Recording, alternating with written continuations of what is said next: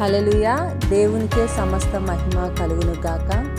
ఈరోజు మరి ఇన్ని రైస్ బ్యాగ్స్ అనేకులకు పంచిపెట్టే విధముగా అనాథాశ్రములకు ఇచ్చే కృపని దేవుడు మాకు చూపించాడండి.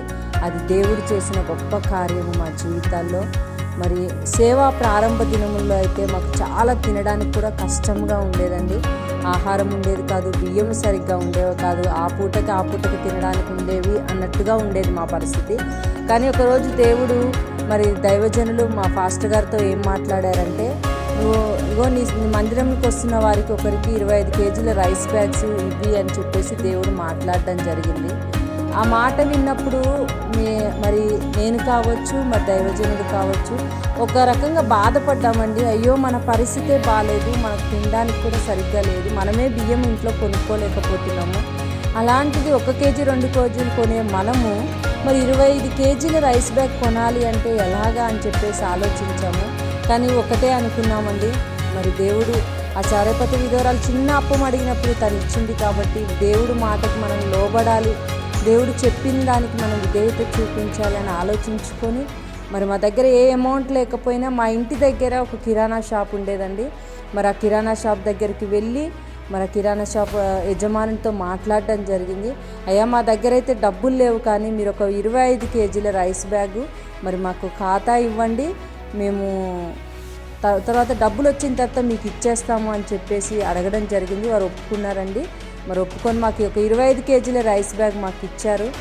మరి ఆ రోజు మా ఇంట్లో ఈ రైస్ బ్యాగ్స్ ఒక 25 కేజీల రైస్ బ్యాగ్ మరి సంఘంలో వచ్చిన వారికి దేవుడు ప్రేరేపించి మరి పలానా వారికి ఇవ్వండి అని మేము దేవుడు చెప్పినట్టు వారికి ఇచ్చాము. ఇచ్చినప్పుడు వాళ్ళు ఎంతో ఆనందించారు. నిజంగా అండి, మా ఇంట్లో పరిస్థితి బాగాలేదు, మరి దేవుడే మీతో మాట్లాడి మాకు ఈ రైస్ బ్యాగ్స్ ఇచ్చారని వారు చెప్పడం జరిగింది. మరి మేము కూడా ఎంతో ఆనందించాం. విశ్వాసంతో మరి ఆ రైస్ బ్యాగ్ ఇవ్వడం జరిగిందండి. తర్వాత అంతటితో దేవుడు మమ్మల్ని ఆపలేదండి. ప్రతి వారము ప్రతి నెల ఒక 25 కేజీల బ్యాగ్ రైస్ బ్యాగ్ మేము తీసుకొని రావడము, సంఘంలో వచ్చిన విశ్వాసుల్లో మరి ప్రార్థన చేసి దేవుడు బయలుపరిచిన బిడ్డలకి అది ఇవ్వడం జరిగిందండి. ఆ రైస్ బ్యాగ్స్ వారికి ఇస్తుంటే మేము ఆశీర్వాదం పొందుకున్నాం, మేము దీవెన పొందుకున్నామని వారు సాక్ష్యం చెప్తూ ఉండేవారు. మరి అదే విధముగా దేవుడు అంతటితో ఆపలేదండి. మేము ఏ కుటుంబాలకైతే రైస్ బ్యాగ్స్ ఇచ్చామో వారు సైతము దీవించబడి తిరిగి వారు కూడా రైస్ బ్యాగ్స్ తేవడం మొదలుపెట్టారండి. మరి మా సంఘము అందరము కలిసి దేవుడు మమ్మల్ని ఎంతగానో ఆశీర్వదించాడు. మరి దేవుడి ఆశీర్వాదం చొప్పున మేము ఇది 10 సంవత్సరాల నుంచి ఈ పరిచర్యను కొనసాగిస్తున్నామండి. ఈ ఒక్కరోజు నుంచి కాదు, దేవుడు బయలుపరిచిన నాటి నుంచి మధ్యలో కష్టాలు శ్రమలు వచ్చినా, ఆర్థిక ఇబ్బందులు వచ్చినా కానీ వాటి గురించి పట్టించుకోలేదండి.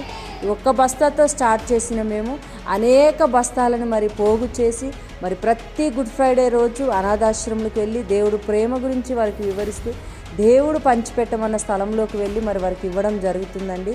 ఇదంతా దేవుడు చేసిన అద్భుత కార్యములండి. ఈరోజు మేము ఇది ఇస్తున్నాము అంటే దేవుడు ఆశీర్వాదం ద్వారా మాత్రమే.